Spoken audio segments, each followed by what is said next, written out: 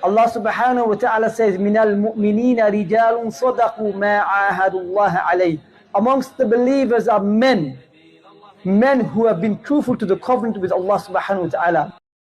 أعوذ بالله من الشيطان الرجيم بسم الله الرحمن الرحيم الحمد لله رب العالمين والصلاة والسلام على رسول الله وعلى آله وأصحابه ومن والاه رب اشرح لي صدري ويسر لي أمري واحلل عقدة من لساني يفقهوا قولي ربنا زدنا علما اللهم إنا نسألك علما نافعا ورزقا طيبا وعملا متقبلا يا رب العالمين.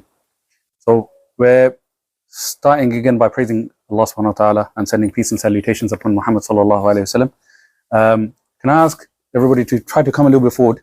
This is also the sunnah of Rasulullah sallallahu alayhi wa sallam's companions. When they would learn, they would come forward, yeah? And inshallah, it's also a sign of sincerity that you want to come and you're eager to learn about the deen, yeah? So inshallah, we're continuing on with the companion that we went through, well, the second part of the session that we went through last 2 weeks ago, sorry. Can anybody remind me the name of this Sahaba? Abu Hurayrah. Now I'm going to ask you again, we're going to do like a quick recap, yeah? What was his name before Islam? Which he narrated in a weak hadith that we went through from, that was narrated or brought to us by Ibn Ishaq. You remember? No? No, so it was beginning with Abdish, and then I've just said the first bit, Abdish Shams. Okay. What did Rasulullah sallallahu alayhi wa sallam then change it into? Nope. He gave him that nickname. I mean, the companions gave him. Yeah, but that's Abu Hurayrah. So Abu Hurayrah, that is his nickname. But what did he change his name to? That Abdul Shams bit. He said, rather you are Abdul Rahman. So he changed it from Abdul Shams to Abdul Rahman. And then Abu Hurayrah came after, when the companions of Rasulullah sallallahu alaihi wasallam witnessed him with a kitten in his garments. And they asked him, what is that? And he goes, this is a hir, a kitten. And then they started calling him the father of the kitten, which from that point onwards, he fell in love with, because Rasulullah sallallahu alaihi wasallam started calling him by that name, Abu Hurayrah. Yeah. So does anybody remember the part he was from, the region that he was from? Yeah, so back then it was Yemen. Today is now Najran, the southern part of the Arabian, peninsula. And so he was from a tribe called, does anybody know? Ad-Daws. Okay, that's the last bit that's the last question I'm gonna ask you, bro. I don't want to groove you guys. But anyway, alhamdulillah. So he was given da'wah by another Sahabi, radiallahu anhu, who goes by the name of Tufayl ibn Amr ad-Dawsi, who came to Muhammad sallallahu alaihi wasallam in the 7th year of Hijrah. He was doing Hajj, and at the time, obviously, the mushrikeen from all around Arabia, they used to come around to the Kaaba. They used to visit the Kaaba, and they used to do tawaf around the Kaaba. And most of the times it was due to business, but obviously they would come and they would pay their respects to the building that Ibrahim alayhi salam, established, because this was part of their culture, and everybody knew, and their roots actually went back to the original Islam, the Islam of Ibrahim alayhi salam. But then obviously during the time, this is obviously something that we learned in our seerah, but after some time, things started getting into the way of the pure religion of Allah subhanahu wa ta'ala, and then idolatry was introduced, and so on, so on. Do you understand? So Tufayl ibn Amr then went back to being the chief of his tribe. He went back to his tribe at Daws, and then he gave da'wah to his people, and amongst those people was the main guy from Ad-Daws. Yeah, we see him, in history, he is known as the main person from that tribe. Even though the chief was Tufayl ibn Amr, he was known as the most prominent person from that tribe, and that is Abu Hurayrah ad-Dawsi. Yeah. So as we mentioned as well last time, one thing I should actually clarify: I will not be able to finish, Abu Hurayrah's life in this session. I realized as I was doing my research, subhanAllah, there is no way I can do justice to this man. To be fair, wallahi, I would love, inshallah, someday in the future, that we do like a whole course just on this man. Because the amount of lessons that you can take from this man's life, wallahi, is just too much. Yeah. But I'm going to go through some of the main stuff. So one thing, I'm going to maybe nitpick on a few things that have happened in his life, like the reversion of his mother, and so on. And then after that, we're going to talk about some of the things that are relevant to this society, this time, that we learn from his life. Some of the things that we need to actually understand. Because remember, his title was the defender of the Sunnah. So there is a reason why he's received this title. And there is a reason why we hold him to a very high regard. And we need to understand what that reason is, inshallah. Anyway, so he was the leader of the Ahlul Suffah. Now, Suffah, the Arabic term, is actually, it means shade. And I remember telling you, brothers, that these are a few people that basically sacrificed everything in their life, literally just to live close to Rasulullah sallallahu alaihi wasallam, in the masjid of Rasulullah sallallahu alaihi wasallam, in a corner somewhere, where they would get a chance to learn and take knowledge and benefit from Rasulullah sallallahu alaihi wasallam whenever they felt like. Some of them were there voluntarily, others were there because of their circumstance. They didn't really have much going on in their life. They didn't have much that they owned. And so they had no place to go other than the masjid.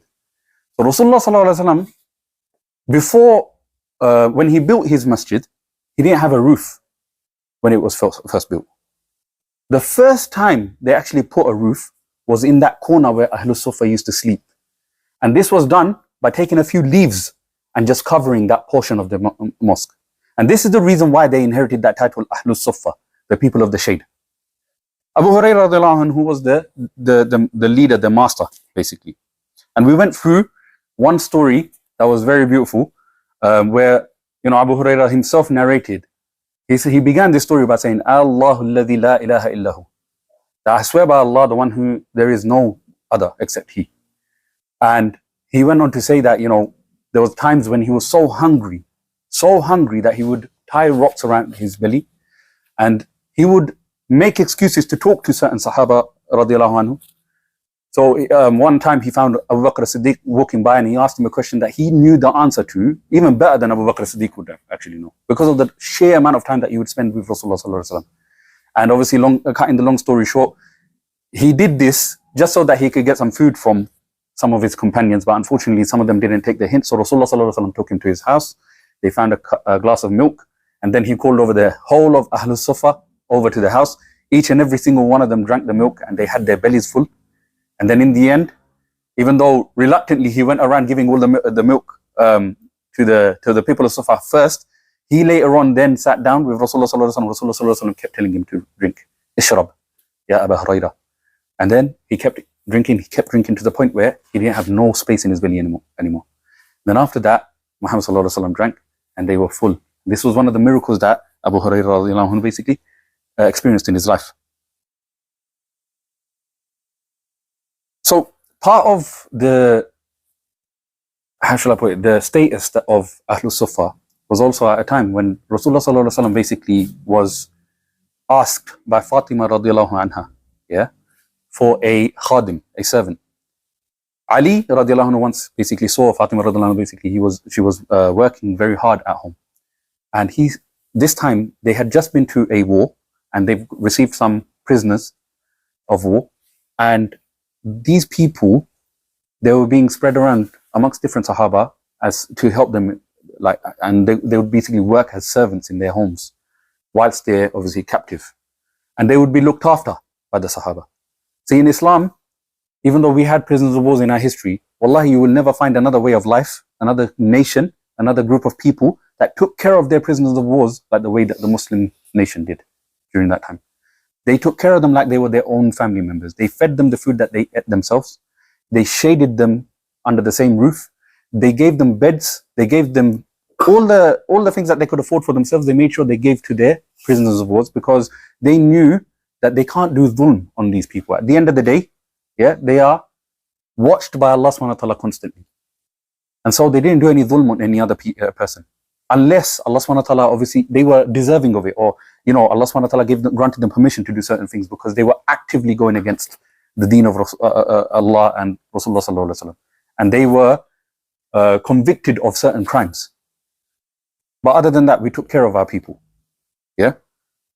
So Fatima radiallahu anhu basically was suggested by Ali radiallahu anhu to go and ask your father for a khadim to help you out. You work very hard in the day. you do all these things at home by yourself. I am not able to help you as much because I'm outside doing my responsibilities. Go and ask your father, see if he will give you a khadim. And so she sent word for it, or I think she went by herself to go and ask. And then Muhammad sallallahu alaihi wasallam, then later on, he visited them to their home. And he came over and he said to them, by Allah, I cannot give you guys a servant whilst the people of Ahlus Suffah are sitting there with no food to eat. So this is the concern that he showed for the people of the Suffah, and by extension Abu Hurayrah radiallahu anhu. He was amongst them.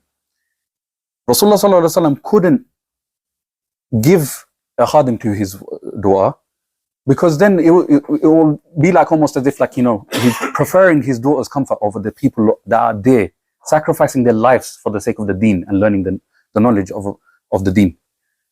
So he denied that request, but he gave them a solution, which later on helped them, and he granted them barakah in their life. Does anybody know what that solution was?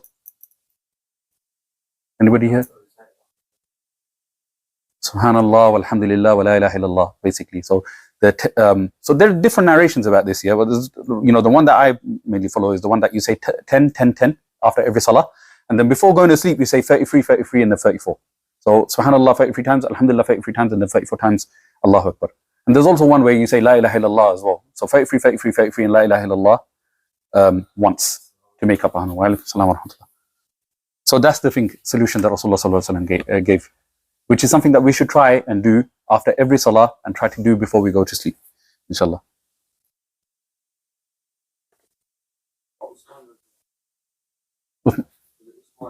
No, what do you mean? Ali radiallahu anhu, basically. He came to Ali radiallahu anhu and Fatima radiallahu anha's house. No. This was his own daughter asked for a khadim, and this is what happened. Anyway, so that's the status that Abu Hurayrah and the rest of Ahlul Suffah were in. Zayd ibn Thabit narrated that once. Now we're going to go on to Abu Hurayrah's thing, more about Abu Hurayrah. So Zayd ibn Thabit radiallahu anhu basically narrated once that Abu Hurayrah radiallahu anhu and a few other Sahaba, they were there in the mosque of Rasulullah sallallahu alaihi wasallam, and they would do the various acts of ibadah, and some of them are just making dua, others are just praying nafal salah. Abu Hurayrah and two other Sahaba were there one time, and Muhammad sallallahu alaihi wasallam walked in. As soon as the Messenger of Allah sallallahu alaihi wasallam walked in, everybody went quiet, almost as if they're just waiting for something to be said by him or some sort of instruction to be given to them so that they can do it. Straight away, that was their nature. The moment they saw Rasulullah sallallahu alaihi wasallam, quiet, let me listen. In case he wants me to do something, I'm going to rush to go and do it myself. Yeah. This time around, Rasulullah sallallahu alaihi wasallam didn't really need anything, so he said, "Go back to what you were doing."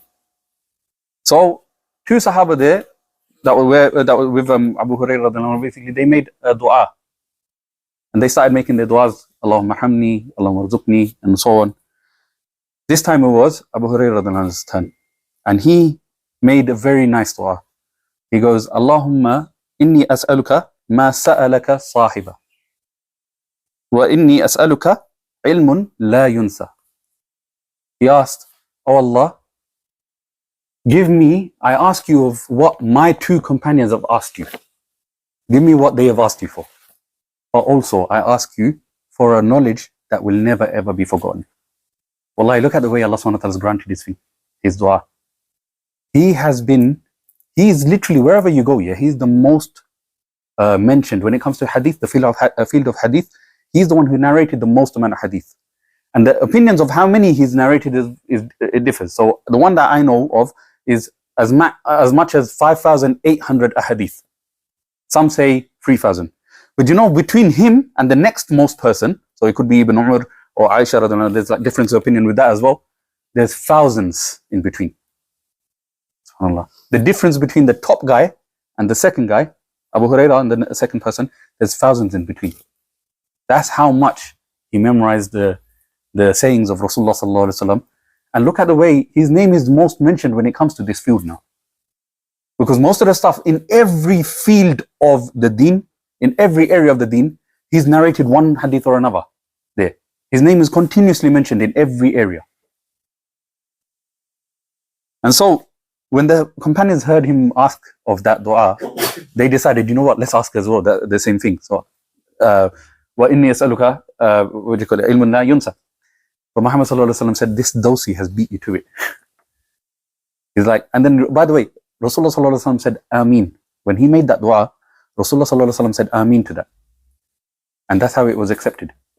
And when they wanted that, the same Ameen from Rasulullah sallallahu alaihi wasallam, they couldn't get it because it was like this dosi, this man who comes from this small tribe over there from Yemen, he's beaten you to this. Not that he didn't obviously want the same for those companions, but it's just something that, again, Rasulullah sallallahu alaihi wasallam hikmah is beyond us. And he probably knew that this dua that he made will benefit the ummah in some way. And he wanted that specifically for Abu Hurayrah radhiyallahu anhu. Abu Hurayrah radhiyallahu anhu had a mother who he would, continuously give da'wah to, and he would argue with her continuously. Because obviously she was a mushrik.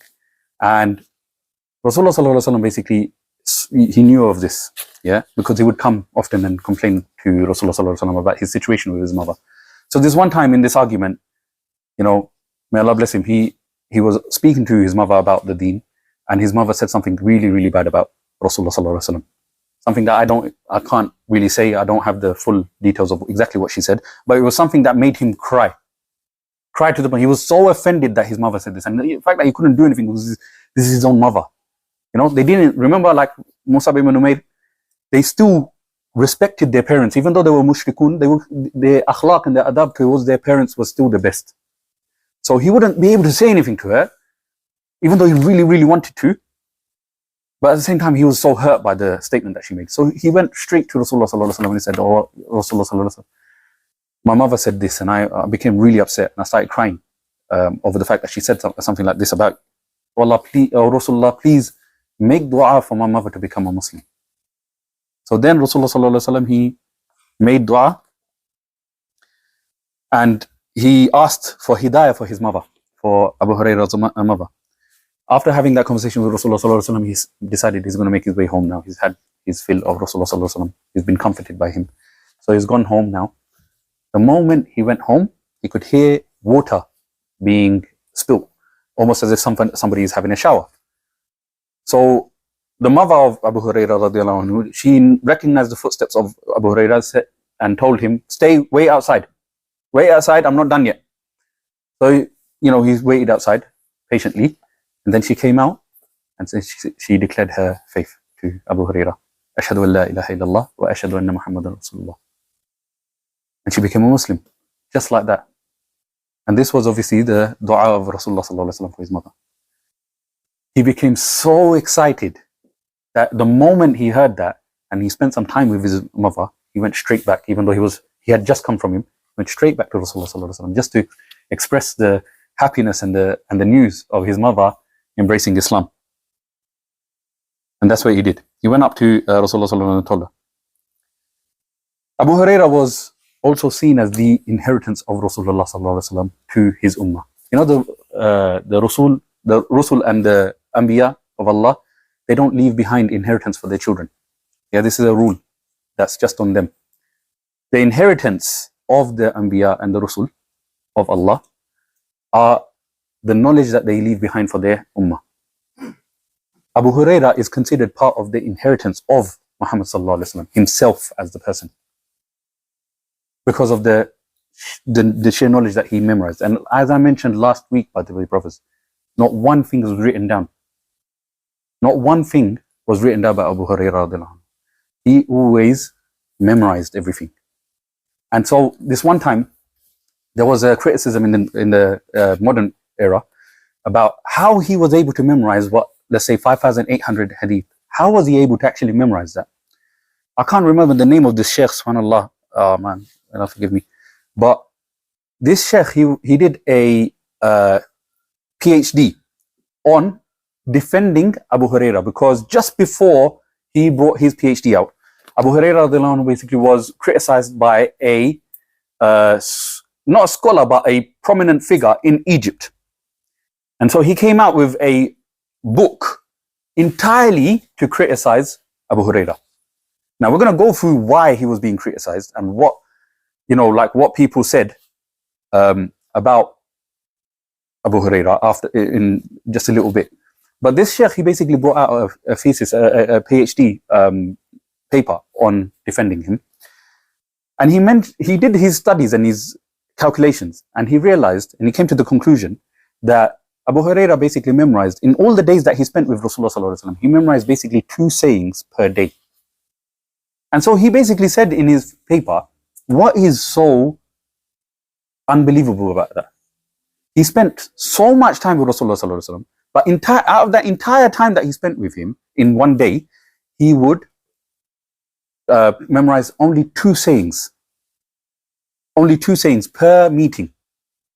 And that's how he collected his bank of hadith, and that remained with him throughout his life. And so this is it. This is the barakah that he had in his life and in his memory.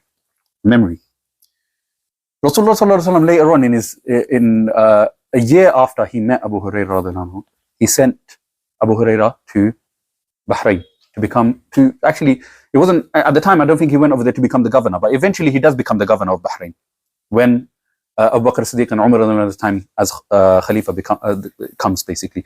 But he was sent over there for a specific responsibility.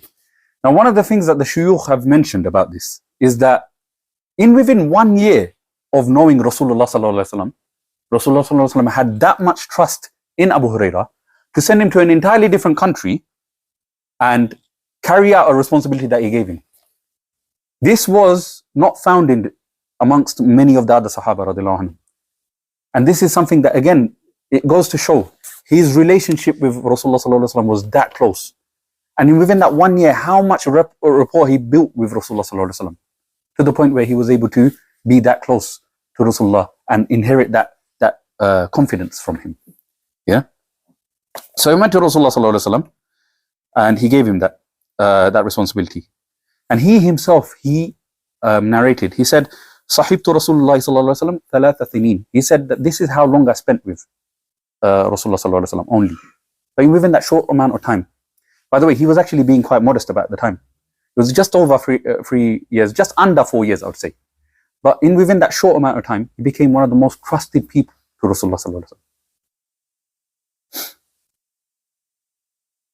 And he also said about himself that the only thing, and this was mentioned in the Musnad of Imam Ahmad, the only thing that kept me busy was hifz of Rasulullah sallallahu alaihi wasallam saying. That's how much he valued the sayings of Rasulullah sallallahu alaihi wasallam. Out of everything that he could do or wanted to do, this was his preferred thing to do. To stay right next to Rasulullah sallallahu alaihi wasallam and to hear about the stuff that Rasulullah sallallahu alaihi wasallam would say and learn. And now I'm going to demonstrate to what extent he actually did that. So, actually, before I do that, I'm going to mention another thing that Ibn Kathir, rahmatullahi alayhi, he actually reported in his studies as well.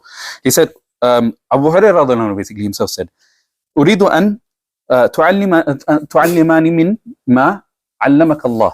That all I want, he said this to Rasulullah sallallahu alaihi wasallam, all I want is for you to teach me what Allah subhanahu wa ta'ala has granted you of the knowledge of Allah subhanahu wa ta'ala. تعلمني مما علمك الله. Whatever Allah subhanahu wa ta'ala has taught you, I just want you to teach me that. That's all I want. He chose to dedicate his life to the learnings and sayings of Rasulullah sallallahu alaihi wasallam. Anyway, so to demonstrate how Rasulullah sallallahu alaihi wasallam saw him as, or his basically zeal to learn from Rasulullah sallallahu alaihi wasallam, in a hadith where he approached Rasulullah sallallahu alaihi wasallam, he was closely monitoring the actions of Rasulullah sallallahu alaihi wasallam once. And he said to Rasulullah sallallahu alaihi wasallam after he finished salah,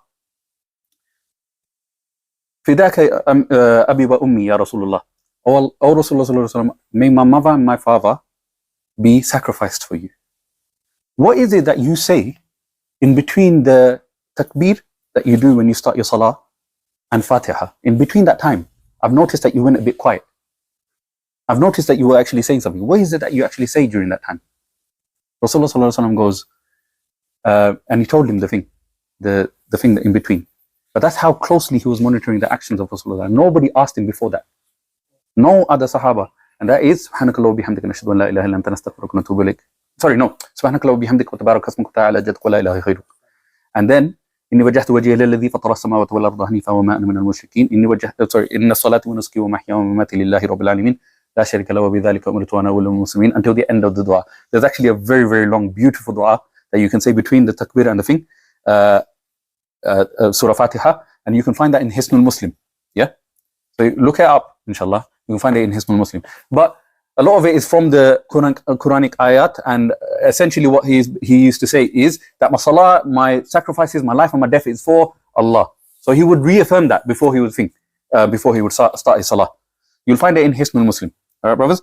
Another time, he asked Rasulullah sallallahu alaihi wasallam, Ya Rasulullah, man ahaqqu bin nas, man ahaqqu nas bi shafa'atika yawm al-qiyamah. Who is the one who is most worthy of your shafa'ah on the day of judgment? He goes to Abu Hurayrah, he goes, Oh Abu Hurayrah, I knew there is no other person that's going to ask me about this except you. No other person. I assumed no other person is going to ask me about this except you. That statement, scholars have basically taken it as a testification of Rasulullah sallallahu alaihi wasallam to say that this man is the one who is paying close attention to me, and only he is the one who is concerned with stuff like this. And so he should be respected for that. He should be respected because if it wasn't for his questioning, then we wouldn't know some of these stuff that we know now in fiqh, in aqidah, in all these different sciences of the deen. So we have to be very grateful for that. After the 9th year of Hijrah, he made the announcement that, Rasulullah sallallahu alaihi wasallam also made him the one to make the announcement on the 9th year of Hijrah that no mushrik is now allowed to make Hajj or Umrah in the around the house of Allah, around the Kaaba. This happened in the 9th year of Hijrah. Something happened, something very significant happened in the deen that no other time has it ever happened. Yeah? And that was the mushrikun of Arabia and the Muslims of Arabia did Hajj together. That was the only time that they did Hajj together. After that, Rasulullah sallallahu alaihi wasallam forbade them. That was like their last Hajj for them. After that, no other non-Muslim was allowed or given permission to do Hajj ever again from that day onwards. And Abu Hurayrah was the one who was chosen to go around and tell every single non-Muslim tribe that they can't do Hajj anymore from that day onwards. That's that again, another very high position of responsibility. A lot of people. So the thing that was actually, I mentioned his closeness and his attention to detail. Now, a lot of people have this image of Abu Hurayrah to be this skinny, nerdy Sahaba who only cared about learning and he didn't do anything in terms of physically helping the cause of this deen. I will have you know, Abu Hurayrah accompanied Rasulullah sallallahu alaihi wasallam in every ghazawat from the point that he met him. Yeah, even if it was just to be next to, but he also took part in the actual fights and the battles. So he's not a pushover. Although there are some Sahaba radiallahu anhu basically that used to sort of behave like that with him. They were slightly more tougher than him, obviously, but he would never be scared to stand for the defense of the deen. He accompanied Rasulullah sallallahu alaihi wasallam in the conquest of Mecca, in the Battle of Hunayn, in the siege of Taif, in Mu'tah and Tabuk, the march of Tabuk. These are some of the stuff that he had actually accompanied Rasulullah sallallahu alaihi wasallam with. So he's not a pushover, as I mentioned. He's someone who stands for he's a man of the deen as well. And we can actually learn a lot from his bravery. He used to divide his nights into 3 parts. Yeah, now we're going a little bit more personal. First portion of the night, he used to use to sleep. He used to get up, and then the second portion of the night, he used to pray salah. And the third portion of the night, he would dedicate that just to do muraja'ah of Rasulullah sallallahu alaihi wasallam's ahadith. So he would have a healthy dosage of, ibadah, and also at the same time, he would have a healthy dosage of learning and memorizing the hadith of Rasulullah sallallahu alaihi wasallam.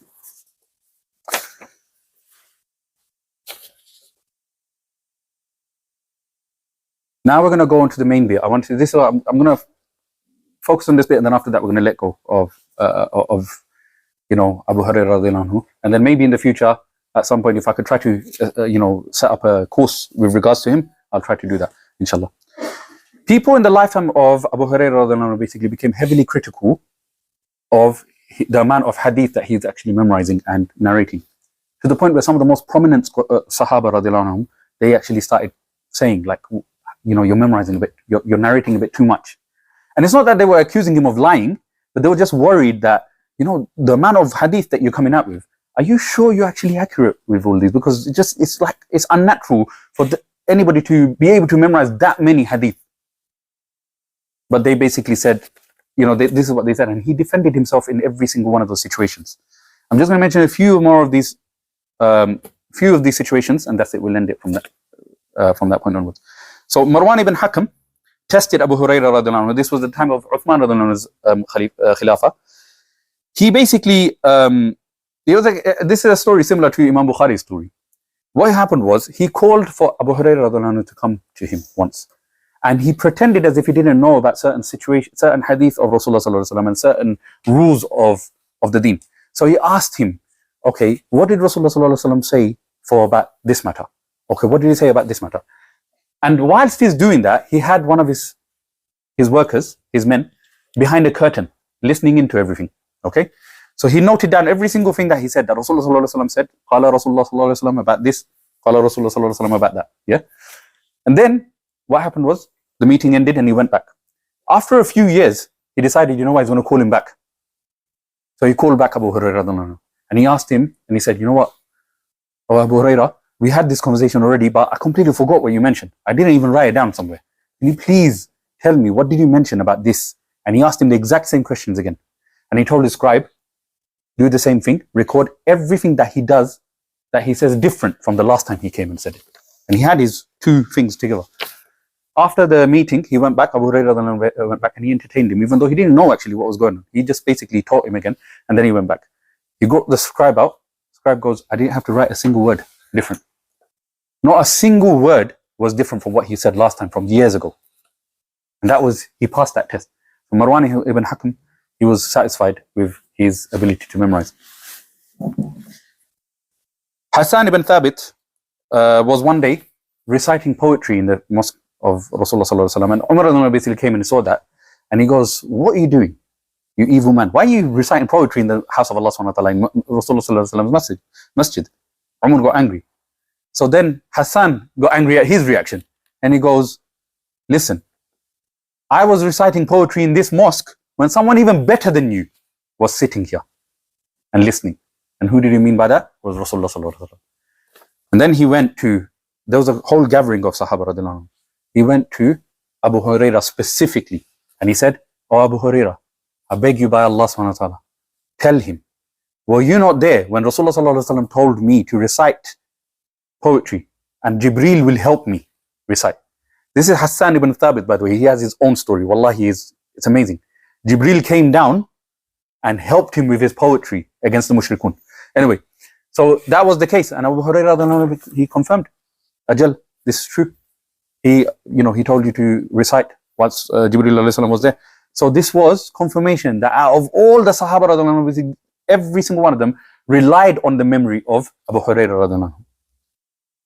Another incident, Umar basically stopped, during the Khilafah of Umar, he stopped him from teaching a hadith in the mosque.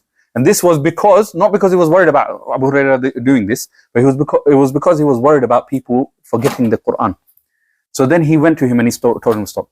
But when he wanted to actually restart this, he called Abu Hurairah. And again, to test him, he said, oh Abu Hurairah, do you remember when Rasulullah sallallahu alaihi wasallam said this in this situation? And then Abu Hurairah basically said, yes, I remember what you were talking about. And he said word for word exactly what Rasulullah sallallahu alaihi wasallam said.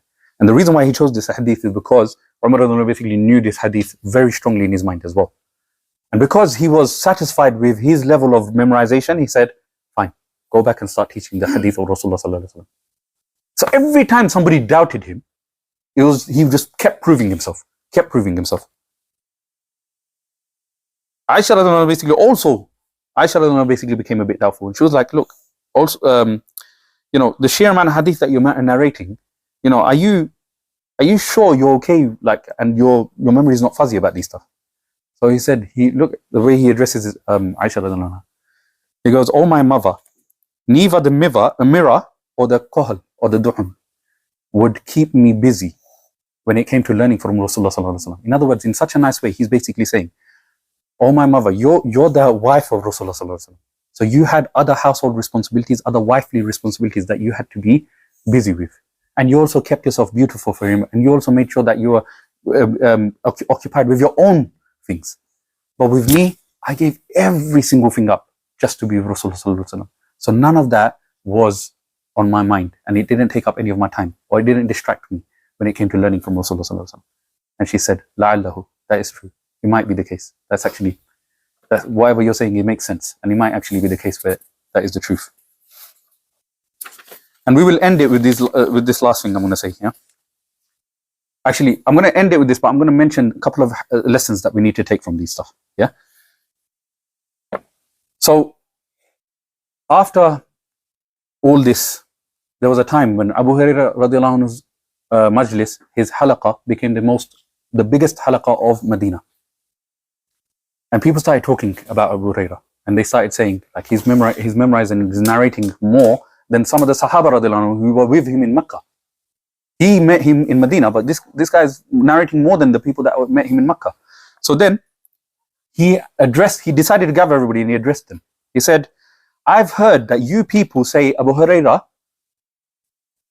narrates too many hadith, and he does more than so and so who basically were with him at Mecca, but he's only spent about 3 or 4 years with Rasulullah sallallahu alaihi wasallam. As for my brothers of the Muhajirun, they were busy in the market areas, making money for themselves and trying to survive. And as for my brothers from Ansar, they were busy with agriculture because that was their land. They were busy with agriculture, and they were busy with their responsibilities towards their land. But for me, I sacrificed every single thing just to be with Rasulullah sallallahu alaihi wasallam. There were days when I was hungry, and I would ignore my stomach just to be with Rasulullah sallallahu alaihi wasallam and learn what he's got to say. And they were not there during the times when I was there, and they were not able to learn the things that I was able to learn.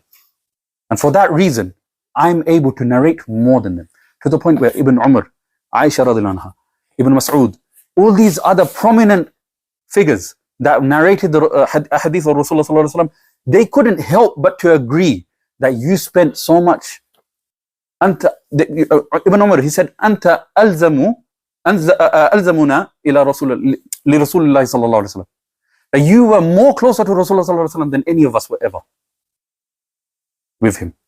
You are the ones who was the closest to him, and you were the one who learned most from him. And that is the reason why Abu Hurayrah is Abu Hurayrah, and nobody is able to match him when it comes to that.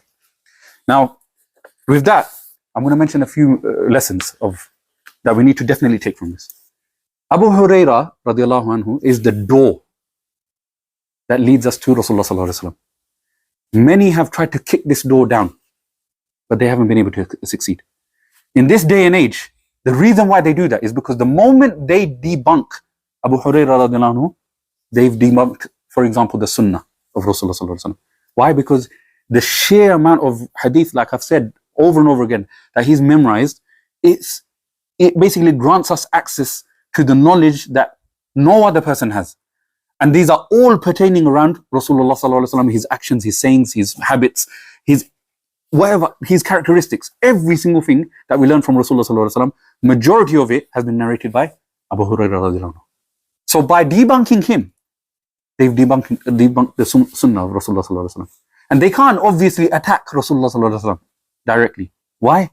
In the history of mankind, no person has been able to point a finger at Rasulullah sallallahu alaihi wasallam and actually say anything about his character. Even non-Muslims have to come and literally bow their heads to this man's character. He is not somebody they can mess with. The evidences of his characteristics and his way is just too much for them to deny that he is a great man. And so for that reason, they can't tarnish the name of Rasulullah sallallahu alaihi wasallam, so they decided to do the next best thing. And this goes to show how significant Abu Hurayrah radiallahu anhu is in our day and age. The second thing I'm going to mention, is the time that he spent with Rasulullah sallallahu alaihi wasallam goes to show us, that knowledge, brothers, try to remember this. Knowledge is not for those people who are easily distracted. I'm going to say it one more time. Knowledge is not for those people who are easily distracted. by anything. You look at the sunnah of the people, the ulama of the past. Tell me which one was actually distracted by anything in this dunya. They had their things, yeah, but guess what? It just came to them. The dunya came and laid itself to their feet, on their feet, because they were so like. And by the way, that doesn't mean that you shouldn't take care of your dunya, yeah.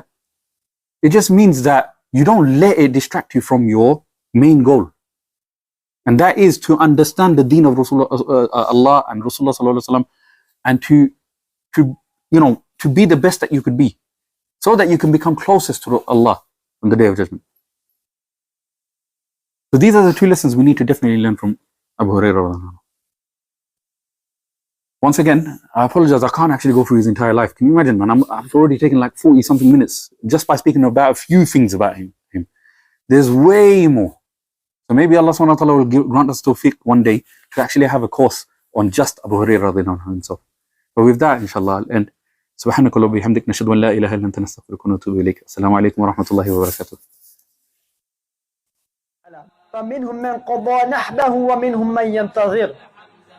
Of them, some have completed their vow and died upon that. Ashuhada. ومنهم من ينتظر. Amongst them are those who are still waiting for their time to come and for their time to shine and for their time to return back to Allah subhanahu wa ta'ala. وَمَا بَدَّلُوا تَبْدِيلًا. They do not change in their determination.